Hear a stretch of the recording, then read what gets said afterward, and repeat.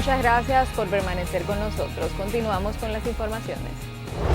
Existe la duda de si una mujer puede contagiarse con alguna infección al tener una relación sexual con otra mujer, porque muchas personas piensan que la homosexualidad entre mujeres es más inofensiva en cuanto al comportamiento sexual y a riesgo de infectarse.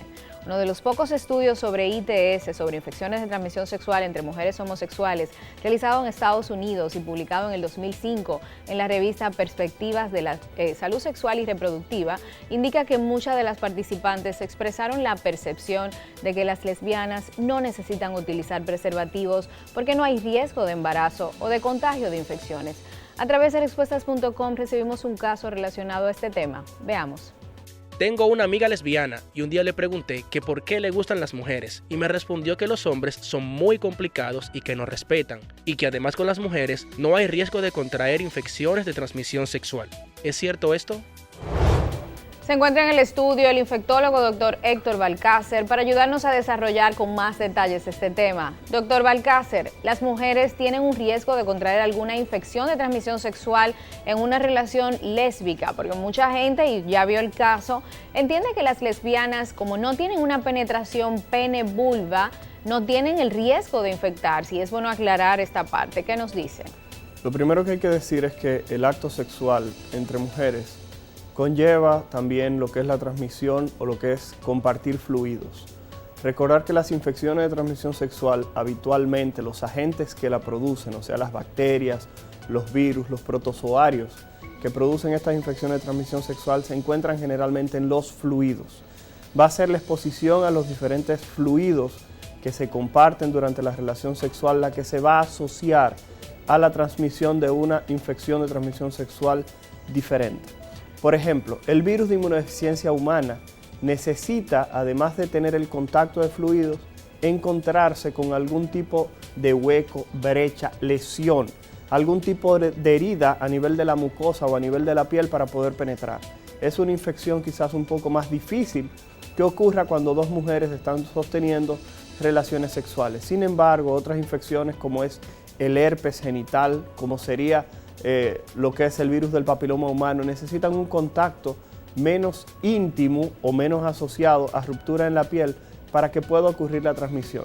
Pero entonces, en ese caso, y escúcheme que le interrumpa, el asunto de los besos, entonces entraría en este tipo de contacto, porque cuando nos cepillamos tenemos microheridas que pueden suceder por el uso del hilo dental o por el mismo cepillo, y hay muchas personas que sangran cuando se cepillan.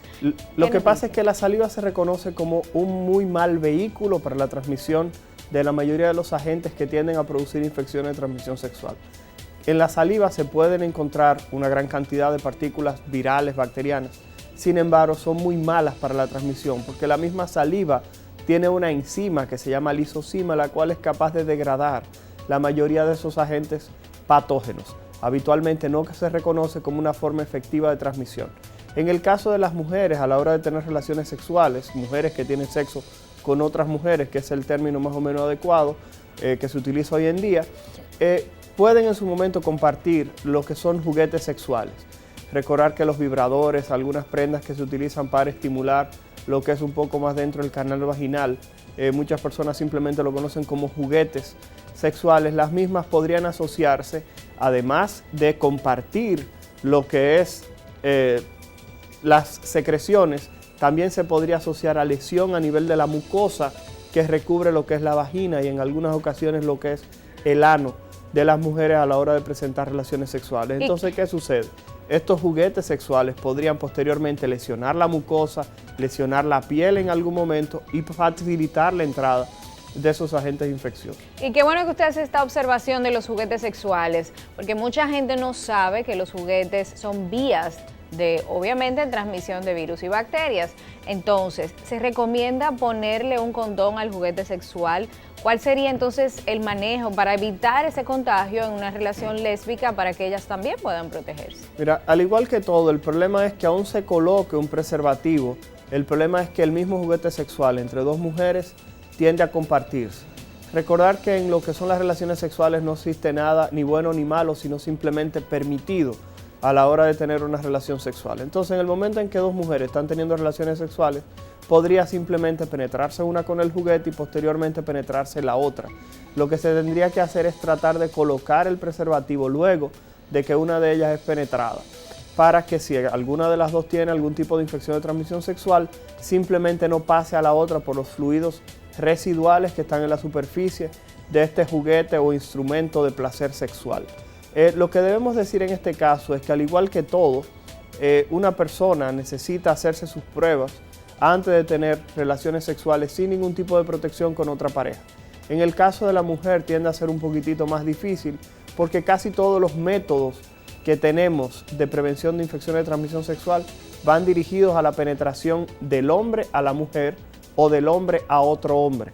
La mujer generalmente, en lo que se estima de lo que es salud sexual y reproductiva, aún en ese tipo de campo se encuentra un poquitito rezagada, porque la mayoría de la protección, si te fijas, son preservativos para prevenir a la hora de la inserción del pene del hombre dentro de otro hombre, la inserción del pene del hombre dentro de una mujer. Y de hecho el preservativo femenino no lo encontramos en el mercado, o sea que es una situación que muchas mujeres se lamentan porque quisieran no tener que depender de que su pareja tenga un preservativo, sino ellas mismas poder controlarlo. Y esa parte entiendo que realmente es un llamado a la comunidad de salud, que obviamente sería bueno que las mujeres también pudieran tener acceso al método para evitar ese contagio que ellas controlen. Claro que sí, y si te fijas, nunca has visto un anuncio en la televisión que hable del uso correcto del preservativo femenino. Es verdad. Sin embargo, uno aprecia de manera frecuente que te dicen que utilizar el preservativo de una manera correcta, más que nada, y poner la imagen de un hombre, es algo que te puede proteger. Doctor, háblenos del sexo oral, de los riesgos del sexo oral y cómo podemos protegernos, porque en una relación lésbica es una de las prácticas principales, obviamente, pero también en el caso de los heterosexuales es una práctica muy común. Entonces vamos a hablar un poquito de los riesgos, porque hay gente que cree que porque el sexo oral no vincula genital con genital no hay riesgo de infección. Mira, el sexo oral también se conoce como relaciones orogenitales. Hay algo que hay que decir y que las personas que están viendo el programa deben reconocer, es que independientemente de que las relaciones orogenitales realmente tienen un riesgo menor de transmisión de lo que son las infecciones de transmisión sexual, el riesgo está presente por una razón. Usted está entrando en contacto, la mucosa de su boca, con las secreciones que están saliendo de otra persona. Recordar que la persona que tiene el mayor riesgo de adquirir una infección de transmisión sexual es la persona que está brindando el placer sexual con su boca, en este caso. Es la persona que está haciendo la relación sexual con su boca. Recordar que esta persona va a entrar en contacto con las secreciones de la persona que le está practicando el sexo oral y que estas secreciones podrían tener alguna infección de transmisión sexual. Recordar que se ha propuesto que usted puede entrar en contacto con el virus del papiloma humano y posteriormente sufrir algún tipo de lesión en cavidad oral asociada a la presencia de este virus. Usted podría adquirir lo que es un herpes genital que lo afecta en la cavidad oral fruto de tener relaciones orogenitales. Lo mismo podría ocurrir con la gonorrea, lo mismo podría ocurrir con la sífilis. Y la clamidia, hepatitis doctor. B. La clamidia también es una de las infecciones. Sí, claro que sí. O sea, estamos hablando de que hay un grupo de agentes infecciosos que podrían asociarse a la hora de tener relaciones orogenitales simplemente por el hecho de usted entrar en contacto a la mucosa oral con las secreciones que esa persona tiene. Es tanto así que hay algunos estudios que sugieren que si una mujer o un hombre le está haciendo sexo oral a otro hombre, es preferible que la persona degluta el semen si la persona eyacula en la boca, en lugar de dejarlo un tiempo en la boca y posteriormente escupirlo. ¿Por qué razón? Wow. Porque se estima que ese semen, mientras más tiempo dure en contacto con la mucosa de la cavidad oral, como bien mencionabas, la cual podría tener algún tipo de lesión, algún tipo de llaga, algún tipo de herida, es más fácil que cualquier agente patógeno pueda penetrar por una de estas lesiones.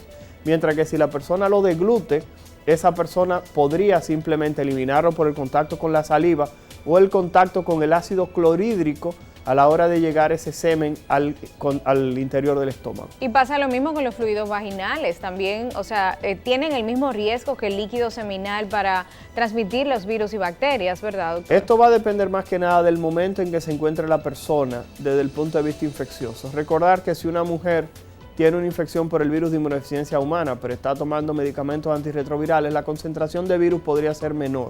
Lo mismo ocurre en los hombres, pero realmente las relaciones orogenitales a la mujer tienden a tener un riesgo menor, sobre todo si no se introduce lo que es la boca en sentido general, en lo que es el introito, en lo que es la entrada de la vagina, ya que sabemos que la estimulación principal a la hora de las relaciones orogenitales tiende a producirse a nivel del clítoris, donde las secreciones tienden a ser un poco menor que cuando se tiene contacto con lo que es el canal vaginal propiamente dicho. Doctor Balcácer, y ya para irnos y bien breve, ¿qué recomendaciones generales le puede dar entonces a las personas homosexuales? Entonces entendemos que hay recomendaciones específicas o pueden seguir las mismas recomendaciones que los heterosexuales para prevenir infecciones de transmisión sexual. Esa es una excelente pregunta, porque muchas veces olvidamos que las personas que tienen sexo con las personas de su mismo sexo tienen un riesgo, aún disminuido tienen el mismo riesgo. En el punto de vista de la mujer disminuido, en el punto de vista de los hombres que tienen sexo con otros hombres, recordar que el riesgo es mayor,